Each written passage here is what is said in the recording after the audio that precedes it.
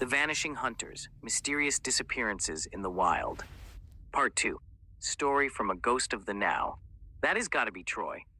Eddie exclaimed. Hey, I think I see him, right back there.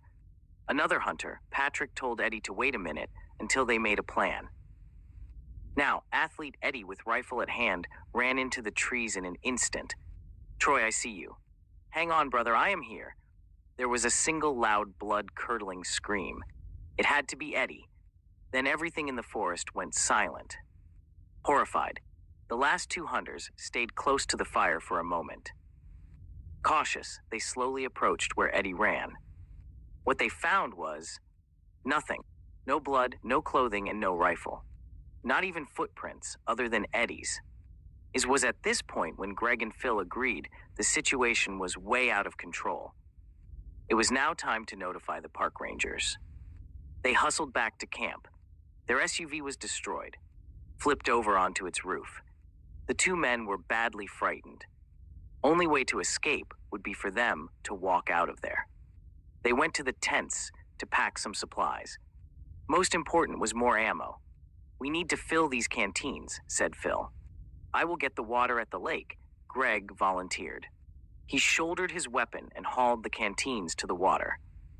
Meanwhile, Phil loaded 2 backpacks with extra ammunition and flashlight batteries. After 10 minutes or so, Phil wondered about Greg. He called out a few times. No answer. Locked and loaded, Phil nervously walked down to the lakefront. He was stunned by the sight at the lake. Both boots, which were empty, sat on a rock, as if placed there to display. The 2 canteens were at the water's edge. No sign of Greg or his weapon. Scared out of his mind and dying of thirst, Phil picked up a canteen to get water. His hands were shaking badly. As he bent over to pick up a canteen, he dropped his rifle into the lake. Nearly petrified, this last hunter turned and just ran during the dark night towards the ranger station. No water and no weapon. He even forgot to haul a backpack. Sheer terror gripped him, as he reported the probable 3 fatalities to the rangers at the station. These uniformed men were detached and stoic, showing zero emotion. They notified the local sheriff. Phil asked, "Aren't you guys going to help search?" The rangers sat down to eat some hot dogs. "Nope, our job is permits, code compliance, and tree care. We know predators are always a possibility. Would you like a couple of hot dogs, sir?" Free of charge. Of course, a search was made.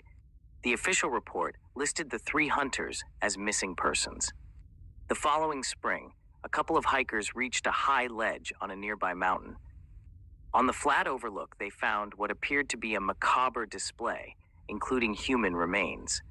3 skulls, 3 hunting rifles, and some bones were piled up. Not to mention some odds and ends. Ripped clothing, pair of boots, and a couple of flashlights. The elevation where these items were found. It was at an elevation over 2,000 feet higher than the kill zone below. It would have been about 4 miles to hike these seldom used trails. A couple of key points. The skulls were neatly lined up, as if they could oversee the lower land. Strangest of all, a giant toothpick honed sharp from a human bone. The lone survivor, Phil, was recalled to the park. He was helping with identification of the remains at the ranger office. Again, the local sheriff was in charge. After the interview, Phil pressed the park ranger. "Can't you tell me anything?" "My 3 friends are gone." He replied, "I do not get involved with police matters." The ranger then took a deep breath. "Predators, like I told you before. Let me ask you a question. When you left the lake, where was your gun?" Phil answered, "I lost it into the lake. I was unarmed after that and ran down here." The ranger replied, "You were unarmed and only you survived. Those predators are smart. They seem to know the difference and can identify a hunter. They have been hunted before, and they can hunt too. For your own good. The creatures know you now. It is unsafe here for you. Go home, sir. Never come back." Phil nodded and left quietly. It should be noted, soon after a set of signs arrived at the ranger station. No letter, no instructions, obviously for them to post. The rangers knew how to proceed. Sign said posted, "There are dangerous predators in this area," while usage of the park is approved. Camp, fish, hike, and hunt at your own risk. We are not responsible for anything that goes missing.